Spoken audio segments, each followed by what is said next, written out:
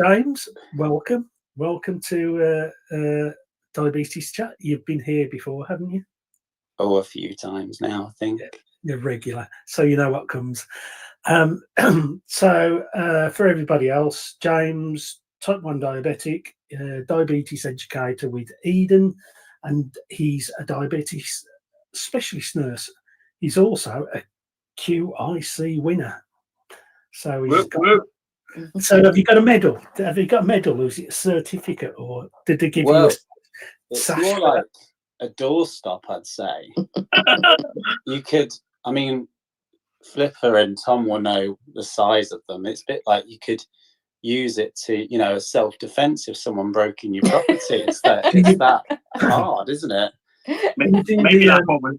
Maybe that's what was missing in Home Alone, the film. They just needed a QiC Award. Do a diabetes version of Home Alone. Do you do the rock and roll thing and keep it in your bathroom? Well, I've got one at work because obviously, I was very surprised to win 2 awards. I got one, the educator, one in the EDEN office, because obviously it's not just me. You know, if it wasn't for my team, I wouldn't have got the award, obviously. And then the other one I keep here in case there's a burglar. No, so I'm surrounded by them now. I bet it's really easy to clean the blood off, isn't it? It would wipe clean quite well, wouldn't it? So EDEN, EDEN's part of the Leicester Diabetes Centre, National International Centre of Excellence for Research, Education and Innovation in Diabetes. The Leicester Diabetes Centre has been awarded the titles of IDF Centre of Education and IDF Centre of Excellence by the International Diabetes Federation. EDEN develops and delivers award-winning education programs locally, nationally, internationally, and in successful partnerships, and has been in successful partnerships for over 10 years. EDEN's got a range of programs catered to GPs, practice nurses, DSN, HCAs, community workers, DNs, pharmacists, podiatrists, trainees, and other medical and nursing personnel. So, and obviously, you're a type 1, most important. So, yeah, indeed. How do you find that kind of when it comes to your kind of, you know, your clinics? I mean, do you believe that that's kind of an improvement, or does that kind of, you know, is that important, or is that, you know, do you feel every diabetes is different, and so you try to keep what you go through apart from your patient? Oh, 100%. I think over the years, I don't say it all the time,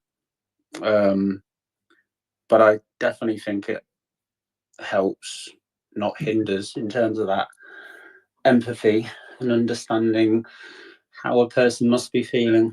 Obviously, everyone's very different in their own journeys with diabetes, but I think there's times where it helps for a person who is struggling in whatever form or not, in terms of, you know, when things are going well, but just knowing that it's still hard from a, you know, ongoing basis for this incurable condition, or also for anyone with type 2 diabetes, but or any other type of diabetes, but just knowing that, well, the person sat across them is also living with this condition. It's the way I ever described it as normalizing. And I think when you're able to talk to someone in just a humanistic way, you know, rather than just going, oh, at 9 o'clock in the morning, why did your glucose levels go to 15? Or, you know, why did you have a hyper? It was like, well, it's life. It's life of this condition. And for me, you know, I don't think about the micromanagement of a condition. I think about the journey that they're on, trying to understand their journey and think, well, what do you want to get out of this? Understanding what it's like, because from a lived experience, definitely helps, I think. No, I know you had a discussion with Tom about. You've said you're quite open to any questions from from the listeners, and you'll do a bit of a Q&A at the end. Are you happy about that? Oh yeah, yeah, Okay. absolutely, of course. So yeah, we can kind of include that towards the end of the chat. So anybody's got any questions in terms of James's condition, and I think more importantly, you as a DSN with the condition, that's quite that's quite unique, and obviously I'm sure there's lots of things out there that people would like to know. So hashtag diabetes chat, and yeah, one of us will kind of put all those together and yeah, answer those at the end of the chat. We usually do. Is this your 30-second quick yes, fire thing? 90 seconds. Do you want to do that or not, or do you? Oh yeah, no, let's do it.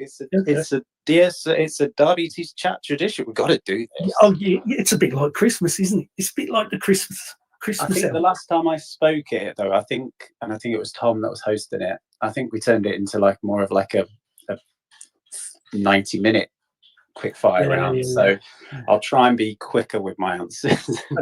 Okay. So name and occupation. Question 1. Jack of all trades, master of none. That's what I would say.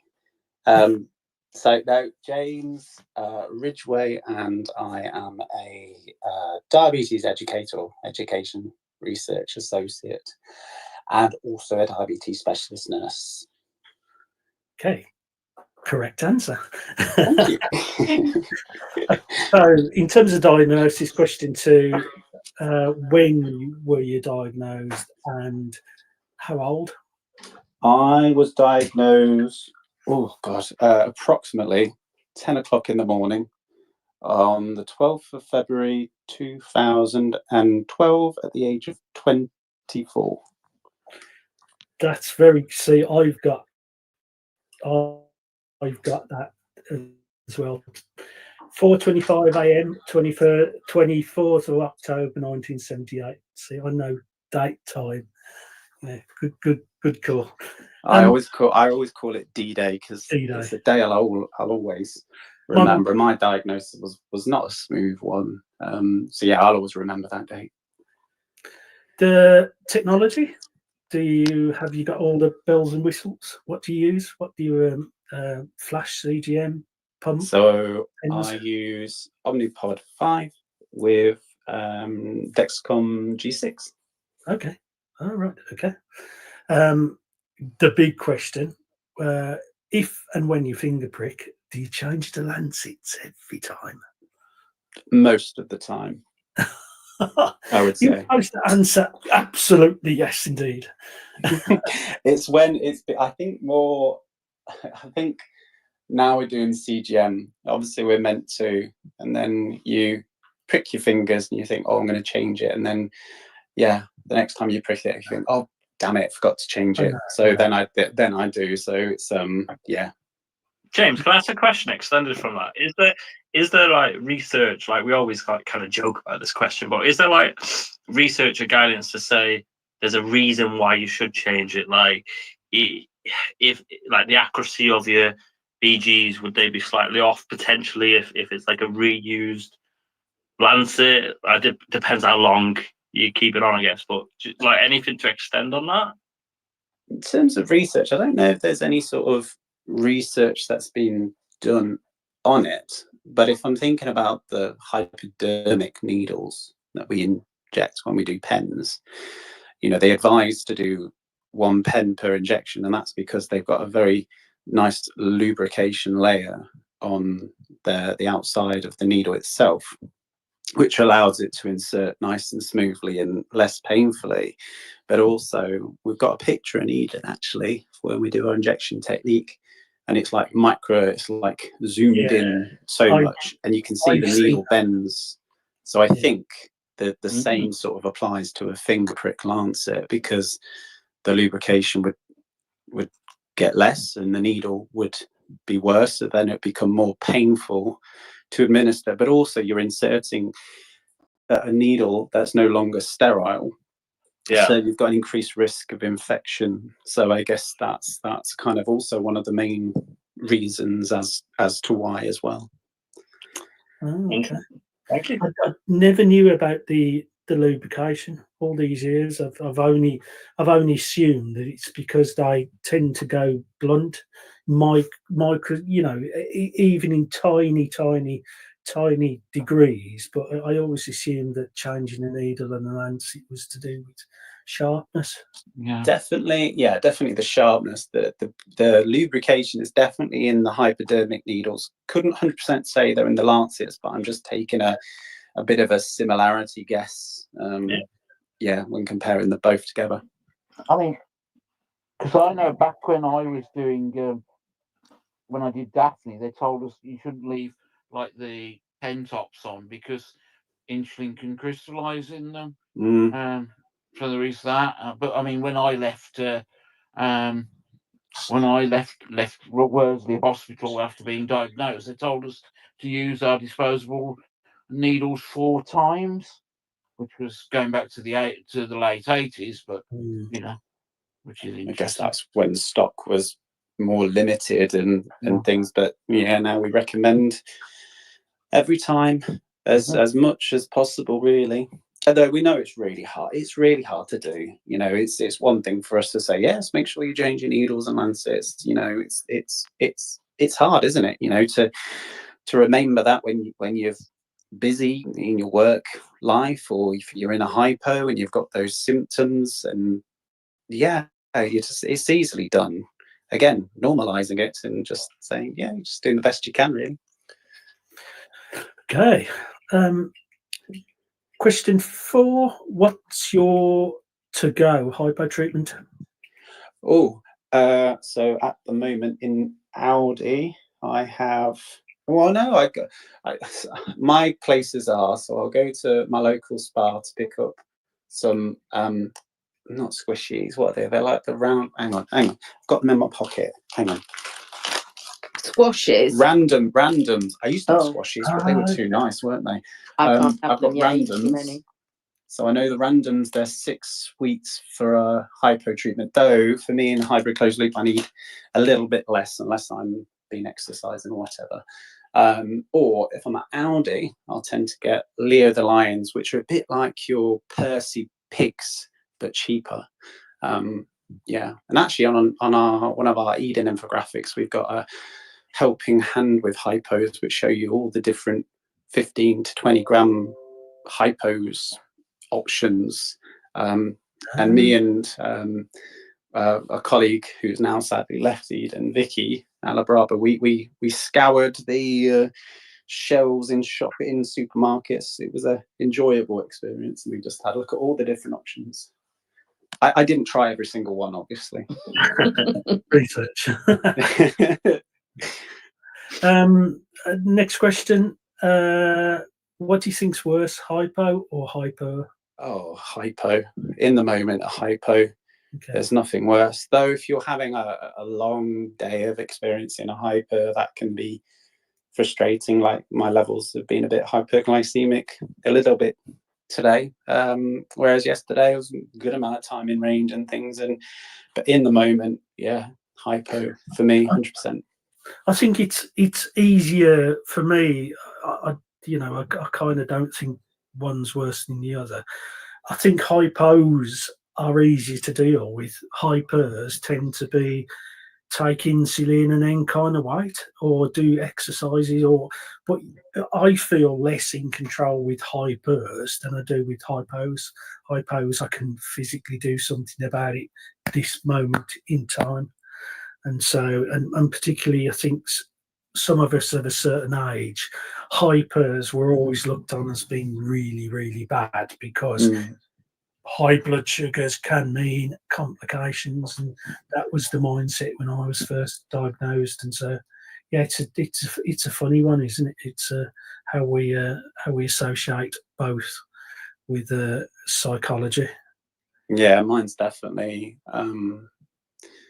I think I've always had a bit of anxiety to the lows, especially when I was on pens and things. I've never had a severe hypo, but I think I've always worried about, you know, oh, what ifs, especially if I'm with my son and stuff. And you know, it's just thinking. But then I know that the risk is low for me. You know, if I promptly treat, yeah, then I know I'll be all okay. Is he of an age where he knows about your condition or not? Or I mean, how old is he?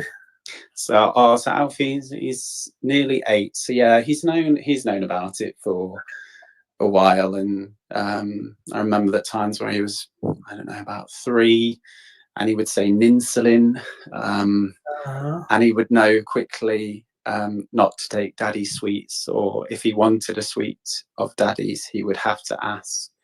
And he was like, "Can I have one of your sweeties, daddy? At least one." And then he put on the puppy eyes. I'm like, yes, you can have one. But he's very good, and we've started to kind of not role play or anything, but kind of say, you know, if daddy becomes not very well, you want to ring this number just in case. So we're not trying to overwhelm him or anything, but he's very understanding, and he's sometimes I don't know, he discloses my condition to random strangers before I've even known, where he goes, "Here's my daddy, he's got diabetes, by the way." I'm like, "Thanks for that, bud." It's like a pride thing, though, isn't it? It makes you different from other people. So I can see his point there. Yeah, he likes to know about the gadgets and stuff, and he says, "Are you in the red?" As in, like, I'm a CGM in terms of lows, because he knows that daddy can't play with me at the moment if I'm in the red, and all those sorts of things. But yeah, he's very understanding towards it. Wow. So, one thing you like about diabetes and one thing you don't like about diabetes? Oh, love the people that surround. Well, I love the community. I love the peers to peers. I love the professionals, the people that I work with. That's what I love. What I don't like, well, I guess everything that comes on a day-to-day basis with the condition. Obviously, the worries of the lows, the 180 decisions, if not more, that you have to make every day. Not being able to just get up in the morning and walk out the door without thinking, you know, am I legal to drive? You know, have I got, what's my insulin on board like? And all those sort of things, you know, have I got all my spares with me that I need? And yeah, I guess it's just the day-to-day thing that we just go through that's not nice. But everything around it and the support you get, whether that's from your peers or the professionals or your family, I think is amazing. I know. I think we always get the same answers to those two questions. It's, you know, particularly the bit about our community, and you know, I know I've got lifelong friends, and I've known people now that I wouldn't have ever known if I didn't have the condition. And it's just, you know, so silver linings and all that stuff. So yeah, it's always the same answers. We need to be more inventive and think something different. I would say that probably since, well, in addition to those, probably the revolution of technology. Obviously, when CGM started up and I started using that was a big game changer for me personally. But then moving on to hybrid closed loop, that felt, I say to people, it's the closest I felt since being diagnosed, because I feel like something's got my back. And I see many patients like it as well, whether they're just starting out on CGM or going on to hybrid closed loop. But also when we think about type 2 diabetes and where things are going in terms of that, when I can get some people started on Manjaro or other forms of incretin-based therapies, to know the difference that some of it has made is really good to see. We're in a very different world now with diabetes, and it's exciting. Yeah, it is. Yeah, it's been an incredible past decade, hasn't it? It's just, yeah, where we've kind of come to and where we're going. I mean, that's the better thing, you know. We've almost got to a stage where there's new stuff feeling like every day, every week, every month. So yeah. So that's it. That's your 90-second questions, which took about 10 minutes. It's quicker than last time. Yeah, quick. So, Philippa, Yeah. are you gonna do the diagnosis and journey? Yeah. Is that okay? Yeah, no, not a problem. Hi, James. Hello, Philippa. Nice to hear you again. I know, nice to speak to you as well. So I'm going to take you back to probably 5 to 10 on the 12th of February 2012 and ask you what led up to your diagnosis. How did it start? And one of my questions, just to start with, were you a nurse at the time or not? So, good question. So it's always interesting when I think back to the start, or the pre-start, should I say. Yeah. And I was a student nurse in my second year of studying, actually. So I guess at the start of the year, or just after Christmas, I started to notice these symptoms, and I could cope with the weeing and the thirstiness. And it was a thirst. Well, you know what it's. I'm sure you know what it's like. You can't quench it. And I think, I'm just getting by. I had a bit of an infection in my hand. I think that's one thing I noticed. And then the tiredness came. But it's when I realised something's really not right, when I couldn't see the big monitors on my student nurse placement in an A&E department. I think I was about halfway through that placement. I think it was.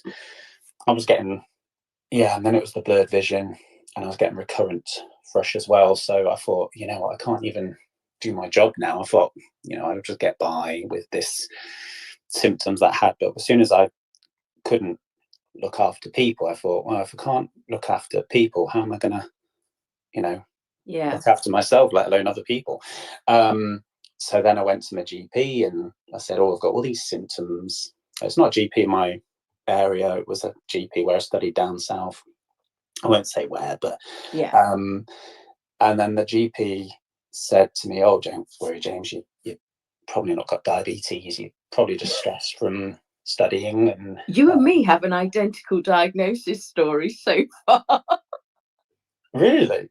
I'll tell you, it's probably not. It's probably quite common, I guess, and it's led me to why I do what I do, I guess. And so the GP said you're probably just stressed from studying and being at uni. And they said what we'd do, we'll put you in for a fasting test. I think I had the appointment on like the Wednesday, and they said, we'll do a fasting blood test in about a week's time, just in case. And then, because of my eyesight, they said, go to Specsavers in the meantime to get your eyesight checked, because I wore contacts and glasses. And they said, because of the recurrent thrush and you being at uni, go to the sexual health clinic to just make sure there's nothing untoward. So I did those two things, and the Specsavers people said, oh yes, you've definitely got eyesight changes, that's for sure. No bleeding or anything, but they said, we'll put you on for a new prescription. And I think that was like on the Friday or something. And then the sexual health clinic, I think I went the following day after the appointment with the GP, and then the results came back after my diagnosis, I think. Surprise, it wasn't anything. And I was like, well, I knew it wasn't that. And then I think it was on the Sunday, which was the 12th of February, and I was, still a few days away from getting my fasting blood glucose venous sample check. And I couldn't wait. I was on a long day. I thought, okay, I'll really try. But I woke up feeling exhausted after a horrible night. And I then asked the doctor to say, I've not been feeling well. GP said, got this thing to do in a few days' time. What shall I do? And they said, I'll tell you what, just take this urine strip and just have a little wee in it, and then if it comes back with a bit, we'll do something else. And then it went plus on glucose, no ketones, thankfully. And they said, right, go and ask the nurse to do a finger prick. And there was triaging with a nurse at the time, and then whilst waiting for the next person to come in, I said, right, doctor's told me to just do a quick finger prick, I'm sure it's nothing. And then it came back I remember it actually, it was 30.6. The nurse, her eyes suddenly widened an awful lot, and then got that doctor, and then the doctor's eyes widened, and he said, quick, get another one just in case that one's broken. Yeah, wash your hands. Yeah. And then they pricked it again. It was, I think it was over 30 or something. And then I went from triaging as a student nurse to being, to going in the bed in minors, I think it was, or majors. Well, I think it was majors at that time. I can't remember. And then, the rest is from there, really. Yeah, that's so funny. Not that this is about me, but I'm very similar, because I was about 30. And I know at Christmas I felt all right, and I was diagnosed I wasn't diagnosed of end of January, but end of January was when I went to the doctors, and I started, like you, drinking gallons and a thirst like nothing. Went to the doctors, and she did a load of neurological tests on me, but now I know all the classic symptoms. And she finished with, you look too well for it to be diabetes, but we'll have a blood test. And, like you say, next one a few days away. And then they said, make an appointment a week later, because we'll have the blood tests back. And then they were searching for me the following day. Oh, gosh. So obviously my blood had gone in. Oh, gosh. And then it was pre-mobile phone days. So did they send a message in a bottle then after? I was at work, and I'd gone out Gosh. after work because there was a leaving do. And when I got back, my flatmate had this message on my bedroom door saying, wake me up whatever time you get in. And it was like, the doctors couldn't tell me anything. I hope you don't mind me not saying, but you've just got to turn up there tomorrow morning. Oh, gosh. What an adventure. Gosh. I know. But then it got lost. My referral to the hospital got lost, so then I was just left unmonitored. Oh, no. Gets better. But anyway, enough about me. So how did you cope in the early days then? Had you studied it much yet in the second year of nursing? The answer would be no. I think we had one.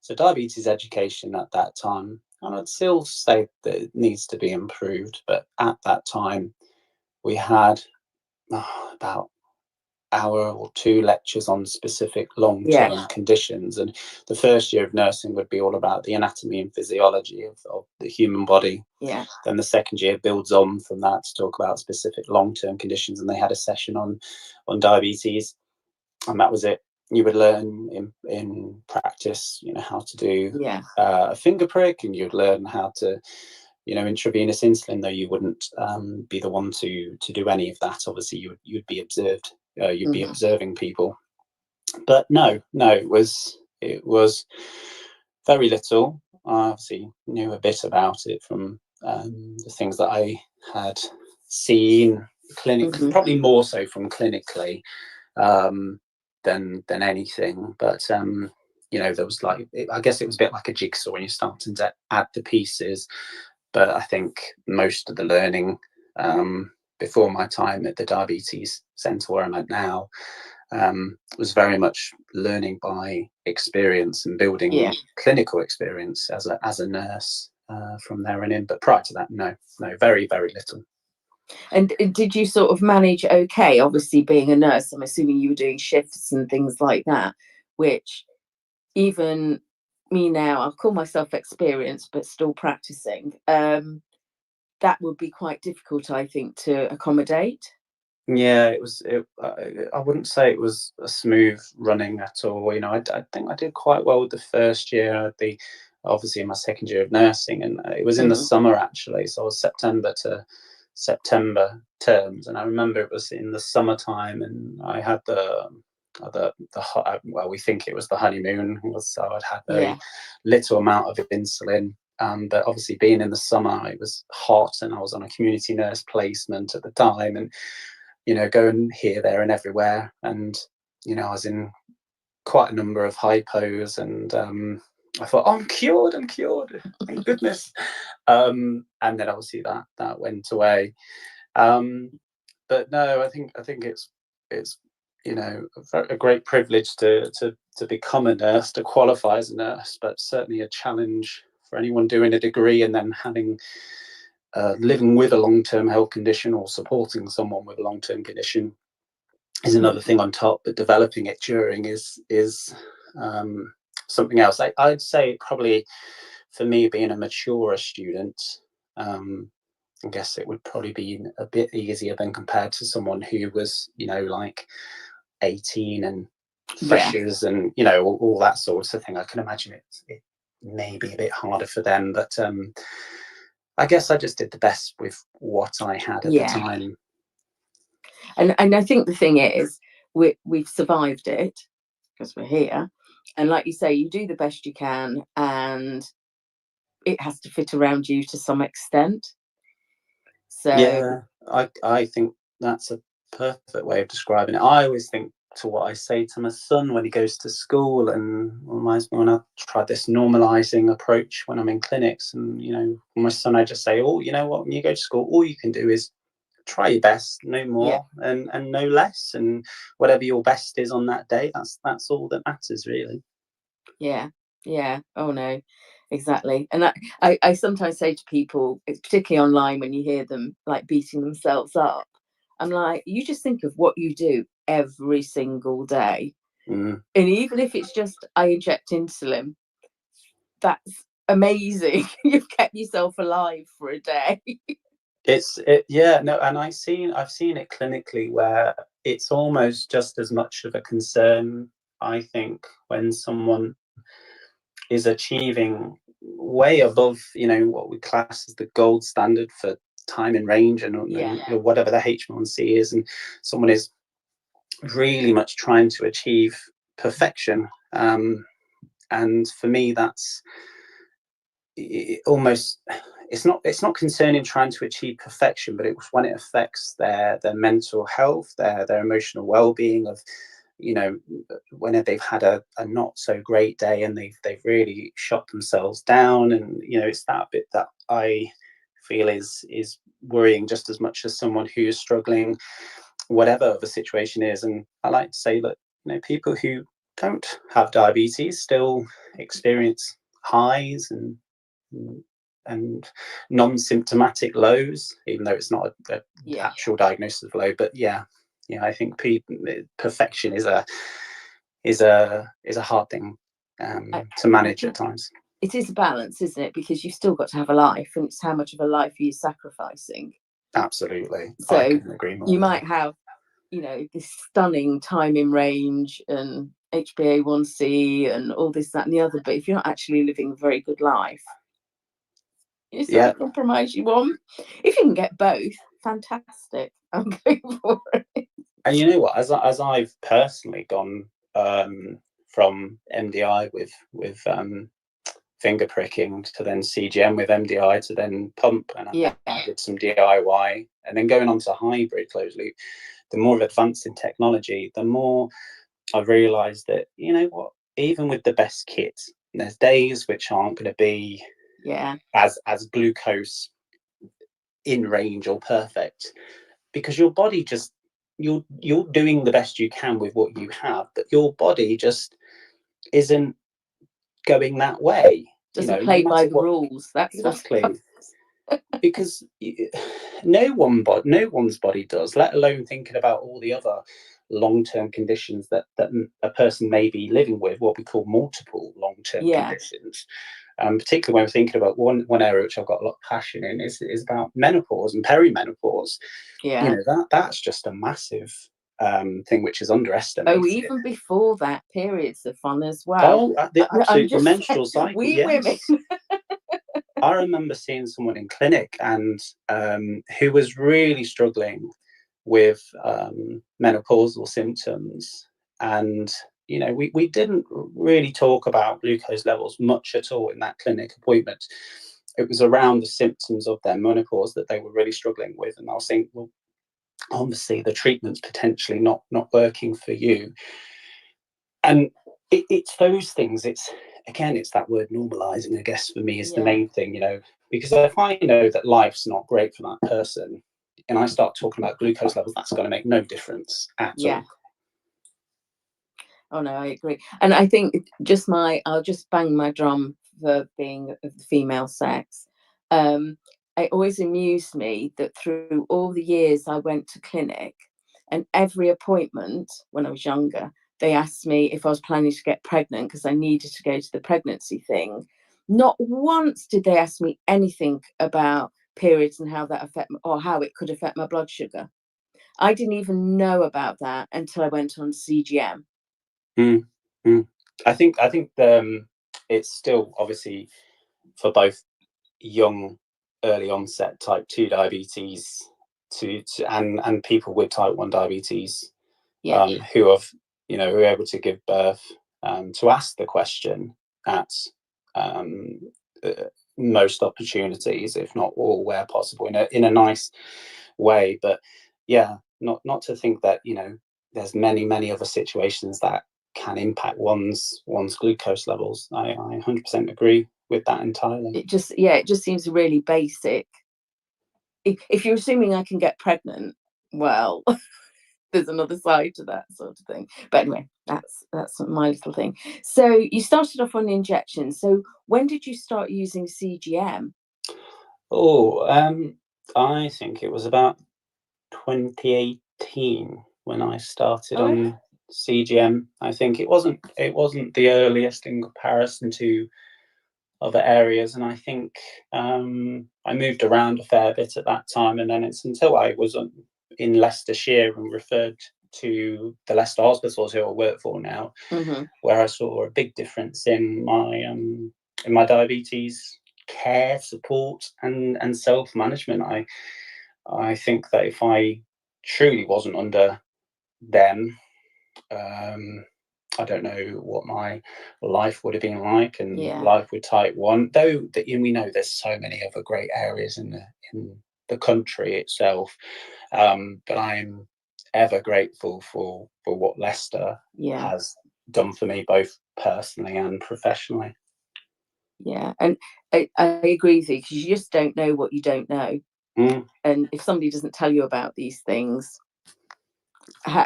you're not just going to think them up off your top of your head. Oh, wouldn't it be good if I had a sensor that could read my blood sugar the whole time? Never considered it. That's until I met somebody who had one. No, I fully agree, because and this was back in 2013. I can't think when it started. 2014. Did I get my first CGM? I was on the old G4 Dexcom. I think even now when I'm in clinic, I never assume that people know things. Well, things, they obviously know things, but you know what I mean. Because they may not know every opportunity that's available for them. They may not be aware of all the different options they have, and what this condition does. Like, for example, even when we talk about if someone asks me their H1C result, I'll always ask, you know, has anyone explained what a H1C actually is? And they'll go, well, actually, no. I'm like, well, let's put it this way. If you've got your glucose, and I always talk it in ways that are really understandable, because a health literacy person told me something quite striking when they said the average reading age of an adult is age 8. And so from that, I always try and put it in an analogy. So for example, for the H1C, I said, think like a donut. And imagine you've got these red blood cells, and you know, it's a bit like a donut. And then so you've got your glazed donut, and then think about a hundreds of thousands donut with the little topping on top. And the more hundreds of thousands, things that like the glucose, it means that, you know, that's your H1C. Obviously, you've got your hemoglobin, which is your iron and oxygen, and then it's your attaching onto a red blood cell.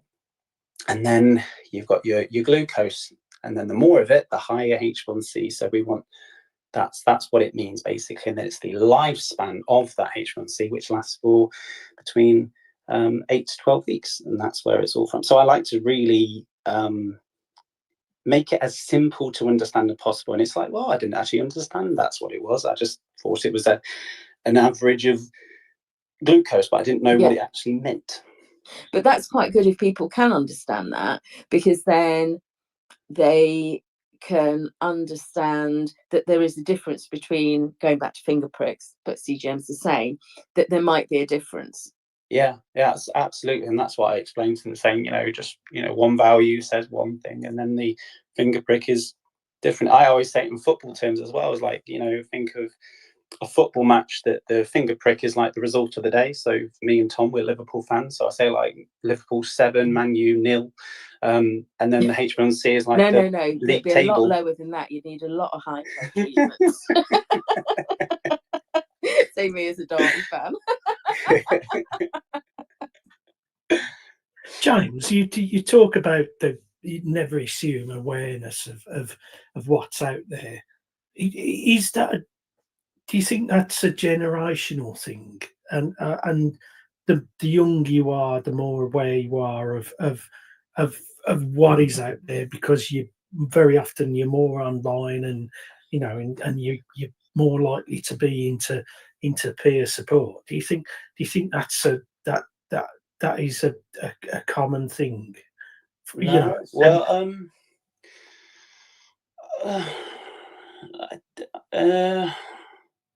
I can see what you mean, but the majority of people that live with diabetes don't necessarily, well, I'm saying the majority of people here, because like if I'm thinking clinically, a high majority of those will not be part of a peer support group or be aware of a peer support group network.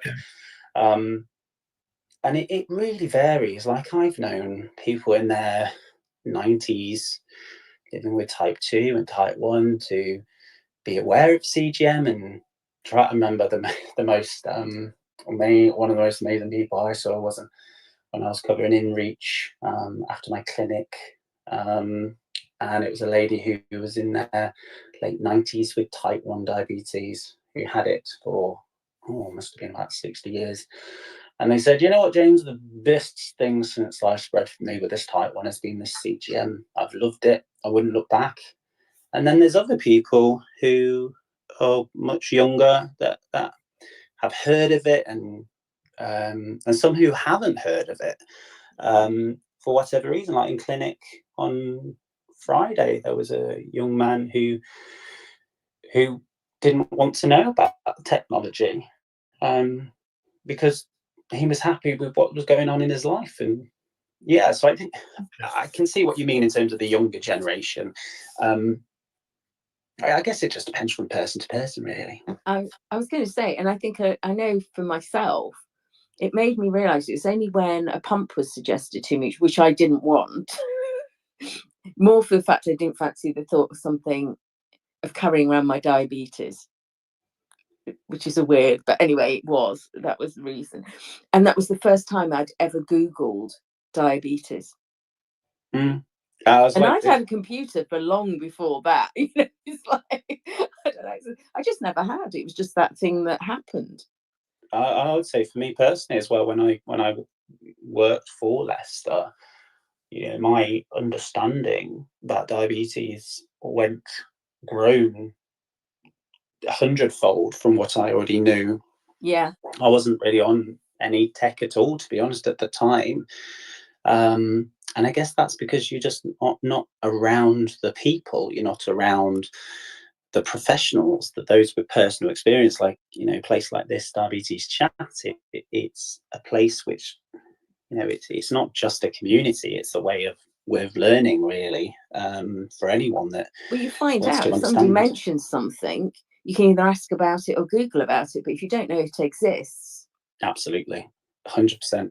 Like, I remember I was in clinic and someone who was on a pump before, again, probably back to Tony's point about using my own experiences, and it's someone who was, I don't know which tethered they were on, but they used a tethered for a number of years and then stopped it. I think they had it removed because of I think they had an epileptic fit, I think, and they stopped using it. And because of the hybrid, it was deemed by the consultant that they'd be probably a lot more safer to be on it than not now, because of the hybrid, the closed looping ability. And they said, no, I'm not really wanting to, because I don't want the tubings. I said, oh, well, did you know about non-tubed options, patch ones? And then me kind of lifting up my tunic sleeve and going, oh, what's that there? Dripping off in clinic now. Not quite that, not quite got a show, but yeah, just presenting things and just saying, like, oh, there you go. And he's like, oh, I did not know they existed. Yes, let's go for one, definitely. And I think it's never assume is my thing. No, and I sort of agree with you, because I think there's so much since I became involved, like getting that pump, even though I didn't want it, was the best thing that ever happened to me. It was amazing. I used to hypo virtually every night. And I got this pump, and virtually from the first night, even with the first basal they put in, with not the adjustment, it made my life so much better. That the inconveniences, which aren't that many personally, but they are to start with, it's irritating, was amazing. And through that, I'd met people, because I'd found a group that I went to visit when I was thinking about a pump, and talking to them convinced me it was worth a go, and came out of that feeling quite positive. But then met people, and then I did become quite interested and started reading up on it. And but a lot of people just aren't interested, which is fine. But it is, how do you find this out? Because if your clinic doesn't bring it up to you, I think they, I think peer support has a massive part to play. But also, I think got a path of Carve. I think that he's led to creating a much more presence in terms of where type 1 diabetes sits in the world, and I think many people have become more aware thanks to him and those around him. But also, you were seeing a lot more media presence as well. There's been some awareness raised about the condition on BBC, and whether that's someone who's going on to hybrid closed loop. We saw the news reports there, and also, as very sad as it is in terms of Tide, with parliamentary inquiries, and also some documentaries and things. So I think that there's a lot more places you can learn about the condition. But also, you now get adverts for Dexcom and Libre. I know. I was literally going across. I think I was traveling down. I can't remember where I was going. But then next to me, driving along, was this lorry, and it was a Dexcom advert. I thought, I can't literally get away from this condition. It's everywhere. They're following you. I know. So it was really exciting. The first ever time I saw a Dexcom advert on TV and a Libre, it was like, whoa! I found my tribe. It's really weird, isn't it? And So, Tony, I hope you don't mind. I'm going to move this on. So we've sort of done a bit about where you were. So I know that one of your award-winning groups is your podding group that you set up. So can you tell us how that came about, how you decided that was something you wanted to do?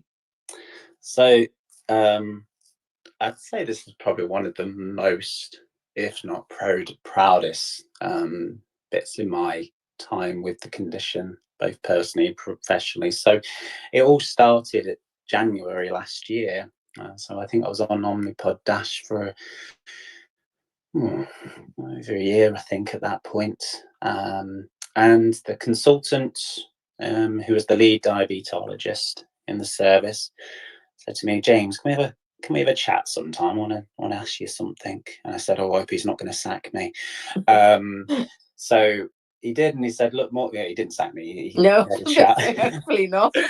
And he said, "Look, we're getting more and more people going on to Omnipod, and that's mainly because there was Roche pump stopping and people switching over, but a lot of people going for patch." And he says, "We've had a lot of requests from a number of current and new users about local peer support, particularly in terms of Omnipod." He says, "What do you think about setting up a peer support group?" And I was like, "Let's go for it." And I was thinking, "Oh, well, maybe we'll start it in a few months' time and prepare for it." He says, when do you want to start it?" And he says, "Oh, we'll start in a couple of weeks' time." I thought, "Oh, okay then." So we had a meetup at the Leicester Diabetes Centre. We put an invite out to a fair few podders at the time and people in clinic that the consultants knew, just to get a bit of an idea as to where people would want to see this group, and almost like a bit like a PPI almost, I guess.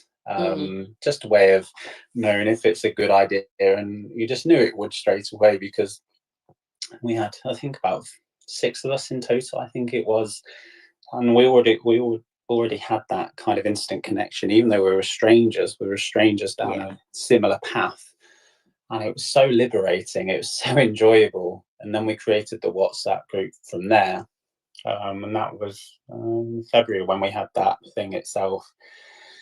And then we've met up every month since then with the active WhatsApp group, and then it's led to the title of the support group being Podding Peer Support, which is now I say it's a community of people who are living with type 1 or supporting people with type 1 who are interested or using Omnipod, so they don't have to specifically be using it to be in it, should we say. And it's for those living within Leicester, Leicestershire and Rutland, all supported by the Leicester Hospitals, my team.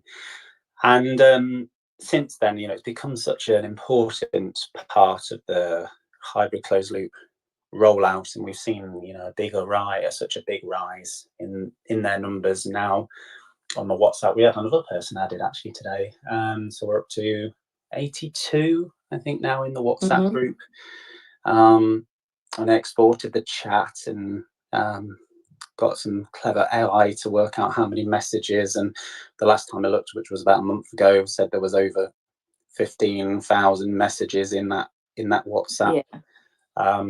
And we've had 22 monthly meetups online, in person, in social settings. And this Thursday we've got our Christmas one, where I've made it called a pod quiz instead of a pub quiz, which we'll talk about. Well, I think I'm going to try and do a Kahoot thing. But it's just been so useful, particularly for those who are starting out on Omnipod 5, because particularly like if you're starting out from pens straight onto hybrid closed loop, that's one challenge itself. But then the challenges of, what do I do? How do I change the pump, itself, the pod, or how do I change the Freestyle Libre 2 Plus? How do I change the G6 itself? And all those day-to-day problems, like, my transmitter's not connecting on the controller device. How do I get it reconnecting? All those sort of little things. But it's not just specific about the pod itself. It's those day-to-day things we talk about. We talk about celebrations. Like today, there was someone saying that yesterday they had the birth of their son. We've had people who've said about bereavement experiences as well, quite sad ones. And then there's people who've had, I think, weddings and holidays. And I remember one person who put a message out in the group who was somewhere in South Africa in a kind of more like a really rural area. And they said, "Look, struggling, my sensors aren't working, I need to get some more supplies, what can I do?" And they had Signal out to get the messages and things. They said, might be worth ringing Dexcom customer care, because they've got a few different areas around the world, and then lo and behold, they got their sensors in, which were delivered to a nearby village. Yeah, and it's that community which is so important. Yeah, so that's what it is. Then I think I entered the group in the peer support category, which I got told I missed out on one section of points and things. I was like, well, that's me all over. That's me in the forgetful state that I am, the goldfish memory that I am. But they said that it was a really good category, that, you know, a great entry, that they wanted to give some recognition to it, and that's where the unsung hero came into the Quality in Care Diabetes Awards. And yeah, I was very surprised and honoured to win that. And then about 10 minutes later, they announced my name again for the Educator of the Year, and I was like, oh my word. I think I literally said, oh my word. I was like, oh, it's like Titanic almost. But yes, yeah, no, I love the group, I really do, and we'll be 2 years in come February. And I think these things, they do take a lot of work. I think some people, I've organised one locally, and I think ours has been going, and I was looked up the other day, and it's over 8 years. It might be 9 years now. It's incredible. And it's still going, but, you know, people still turn up. Sometimes we've got a lot. We've never had less than, I think, about 7 or 8. But I don't think, even though I make mine as simple as possible, it still does take time and effort. And I think when you're there, you're not like a normal member. I know that sounds awful. I'm trying to keep an ear out. Yeah. Just in case somebody's having a conversation about something that I'm like, oh, I don't think you should be talking about that. Or, oh, that's not the advice I would give. Yeah, when you are lead, obviously we in Eden created the Peer Support Champions program because of this, because any Joe Blogs could set up a peer support group, and it's just to give them a bit more of an understanding of how to run a peer support group. And obviously me and you chatted, didn't we, Flipper, about it all? And you're entirely right. Your involvement when you're leading on a peer support group is slightly different, because you are listening out. And for me in the WhatsApp, I'm watching out, you know, to give support, and you've got to moderate it as well. Yeah, exactly. So because of that, and you're exactly right, you know, in terms of, it can be a lot, isn't it, to lead a group, as what you, Tom, Tony, Mark all know, and Claire know what it's like to lead a peer support network community, whether online or in person. It's hard work, even though it's on a voluntary basis for a number of people. And that's why I had about, I don't know, 3 or 4 other people now involved in leading the group a lot of the time. I was going to say that. How many are in your core team, as I would call it? So now I have 3 other people who are involved in leading, so they'll lead the meetups, but I tend to be the one to lead those, but they'll really be there to support in terms of they actually lead a lot of the social ones, actually, but then the monitoring of the WhatsApp chat is where they come into their own. And we always give the similar kind of watch out for medical advice, which is, you know, I always say watch out for words of "you should," because that usually leads on to someone saying you should do this in terms of a dose or whatever it is. And it's those key things to look out for. Share your experiences, but not saying you should do this. The only thing that I would step in on is if something is really critical, and I'll switch to James DSN mode in those situations. But when I'm not around and it's monitored by other people, they would be switching in, saying, right, you know, you might want to consider speaking to your GP or your DSN team, or even at worst case scenario 111 or 999. Yeah. So with the actual program that you've developed, what's entailed with that? So the person has an optional welcome cool. And I think there's a few people that have been on the program that are here tonight. I keep meaning to see what it's about, James. I'll be totally honest, mate. Life's just chaotic at the minute. No, don't worry at all.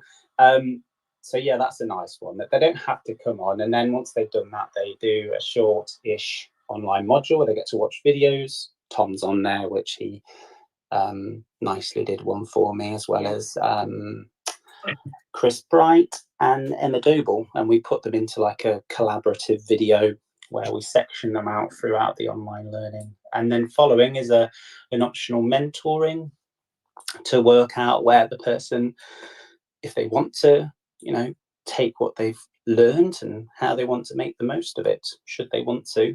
And then from there, if they lead things, they can audit it should they want to, and we can gather that data to see how many interventions have happened, how many meetups, how many groups have done, all that sort of thing. And it's all aimed at the moment with people with type 1, but with a hope that this has legs, and it could go to focused on other long-term conditions and other types of diabetes, and that sort of approach. We wanted to bespoke it to a specific area at that time.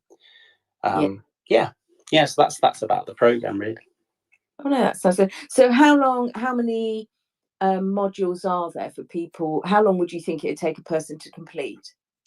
So there's only one module, which is that specific thing itself. So it has, I think, about 10 lessons in the whole online learning module, which the person can go back to at their own time. And it's not question and answered. It's just increasing your knowledge and confidence, really. And then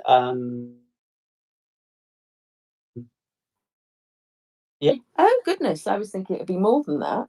Probably maximum of 2 hours, I would have thought. But no, our aim was to make it short as reasonably possible, so it wouldn't take over people's lives and it wouldn't overwhelm them, because it's all from a voluntary basis at the moment. We want it to be a bit of a blessing, not a burden. So if people were interested, how would they get involved with that or register? So we reached I think it was quite quickly, we reached the maximum number of places, but we still always say, if you're interested, please do send an email to the EDEN mailbox. So that's EDEN at UHL, then a little hyphen in that middle line, tr.nhs.uk, just to say, I'm interested in that. So then we can go back to the funders and say, look, we've had a surge of people. Would you consider giving more places or funding more places and things? And sometimes we'll try and get places in anyway, irrespective. Yeah. Would you mind just with that email address, unless somebody wrote it down, just maybe messaging that over to Diabetes Chat and we can put it out just to say if people are interested? Yeah, I'll do it now while we're speaking. That's very good. No, because I think it's really important. I know when we chatted, there's just little things that until you've started running a group, you just don't consider. Absolutely. Now that's why we wanted to try and make people aware, and also know the key skills that are required, in terms of this, the key things to monitor, and how to help people, support them going through, how to lead, the key administrative things, all those sort of things we spoke about privately as well, Flipper, which was actually really helpful when we when we chatted, because one thing that you mentioned and highlighted was, around all those logistical things and insurances. And so we linked up, we got some of Diabetes UK's resources linked, got their links and things. And we give best practice examples in the online to say, look, don't necessarily need to reinvent the wheel, and also know what's out there, because it might be that you want to join a group rather than set up a new one. And also another thing is all the different types of groups or peer support interventions that you might want to do. and I think that's it. It's finding something that suits you. I know Rensroy says it's finding your tribe. Yeah. And you might go to one thing or be online with one thing. It's just not your thing. But that doesn't mean there isn't something out there that is. Absolutely. Absolutely. Even though I've hogged this bit, I'm going to ask you one question that I'm quite interested in. At Leicester, because you do have the podding peer support group, do you find more people use pods at your centre because they have access to the peer support, whereas if they went on one of the other systems, they wouldn't? No. So it's not because of the pod group. That's the reason why. It's just, I think that is the most highly uptaked CGM. So it tends to be pod. Well, we do have people on all main systems basically within Leicester. Leicester's been a fantastic area for the rollout of hybrid closed loop. I think one of the highest. I think Derby's been another, and I think down in London area there's been a few. But pod and also the CAN APS with Ipsomed. Yes, thank you. My headphone faded now at this time. But obviously mainly from a preconception or a antenatal perspective. They're the two main ones. But we do have a number that are going on to Medtronic and people going on to Simplera with Medtronic 780G. Less so with Tandem, but there are still a few. Don't say that. I'm a Tandem user. Tandem's good. Tandem's really good, it. particularly if you want to, really get good results. And I always say it's the closest to like having a closed loop system, but being in manual mode at the same time. Yes. Because you can really bespoke those I like basal not having rates. to wait for the system to learn me. But you can tweak things. Not learnt me at all. No. Well, they don't. No, and I think that's it. I like being able to tweak it. I like just altering my basal up or down because I do vary quite a bit. And obviously the higher amount of capacity in the insulin itself within the pumps are an advantage in comparison to, say, a Ipsomed pump, which I think is 160 in pod, which is 200. That's small? I think so. I might be wrong. I'll have to have a look on that one, but I think it's the capacity is more limited. I think. Tony, do you have any questions? As I seem to have hogged all this, I apologise. No, not it's at all. been a really interesting chat, James. No, I've been, I've been quite engaged with, what's been discussed. So I'm not at all. You're not hogging, mate. I'm quite happy. I do probably have only about 10 minutes left to talk though, because I have to make sure my little boy has gone to sleep, because I know what he's like, because I'm not usually on daddy duty for bedtime. But I'll have to go in about 10 minutes. But more than happy to answer questions until then and things. Have we had any questions come in? I wanted to ask about the Thursday Threads, James. I know. Yes. Plug it. I know. Yeah. So I've decided to try and make those Thursday threads a bit more of an wholesome number. So I messaged Tom about them, didn't I? I'd say, let's try and bring a few back, which I'm to hopefully bring the first one back soon. So obviously we did these Thursday threads for a while, didn't we? We had over, I think it was 23 of them, I think I did. Yeah. All on different areas. And I've got 7 coming up. Need to get the 7 completed. I started out on them, but the past few weeks it's just been so busy, particularly with work. Hopefully over the Christmas holidays it'll be a bit easier. But for these 7, they're going to be on areas which have a really quite specific focus, but even more important, they'll be with people who have a really good interest in those areas. And a nice thing. So I think the first one we'll release will be on hybrid closed loop therapy, and that will be with Professor Parthakar. So me and him will. Who? Sorry, who? I know. Who's that? But we'll talk. I've got not hyperglycemia, that'd be one. Type 2 diabetes remission would be another. We'll talk about the 9 care processes, so the screening that will be done. And a few other areas. Stigma. So Renza has agreed to do a little collaboration with me on a thread around stigma. There'll be a few 7 sort of coming out. My plan is to get those 7 done with those amazing 7 people. Just in the coming weeks and months, I would say. And then it will reach the number 30, I think, which would be a nice wholesome number. And then you can head for 50 next. I never said it, James.